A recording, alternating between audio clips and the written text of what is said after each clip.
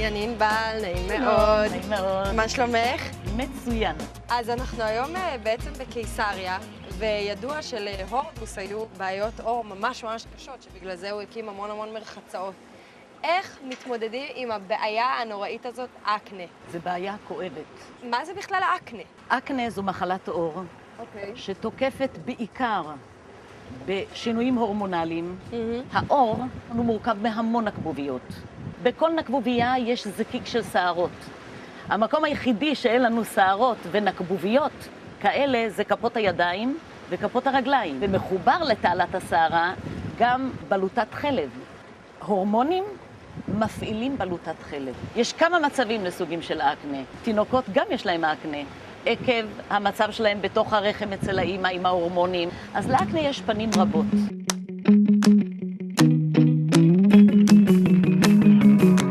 בגלל זה גם נשים, למשל בהיריון, סובלות מאקנה? כל דבר שהוא תהליך של שיבוש הורמונלי, כמו לדוגמה, לקיחת גלולות, משבש את המערכת בגוף, או הפסקה של נטילת גלולות. את היום, אחרי הניסיון שלך, בעצם יכולה להגיד שיש איזשהו קשר בין האוכל שאנחנו אוכלים לבין פצעים? לא הוכח מדעית שיש קשר הדוק בין אקנה לבין תזונה, כי הראיה היא שאנשים שמנים שלא אוכלים נכון, לא סובלים גם מאקנה. לא בהכרח. לא בהכרח, אבל מוותק רב שנים בתחום שלי באקנה, אני מגיעה למסקנה שכן יש קשר. המוצרי חלב שהם היום בכמויות אדירות, ההורמונים שמוזרקים, האוכל המהיר, צריך להיות מאוד זהירים עם הנערים והנערות לגבי דיאטות, אלא האכילה הנכונה, המתי לאכול, הכמה לאכול ושתייה. השתייה של המים המרובע. זה דבר מאוד חשוב לניקוז. נניח שמגיע לך מטופל או מטופלת עם בעיית אקנה, איך נעשה האבחון? מה הצעד הראשון בכלל? אני עושה אבחון תחת מיקרוסקופ.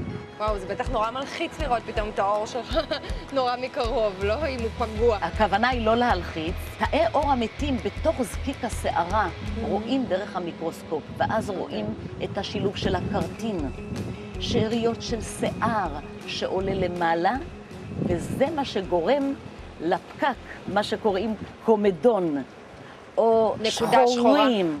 וכשיש את הפקק הזה, המערכת החיסונית שלנו מתנגדת ויוצרת את החיידק, נוצר החיידק האקנה. ומה קורה אם מישהו מגיע ככה, הוא לא תפס את זה בזמן, הוא מגיע עם אקנה יותר רצינית, מה אז?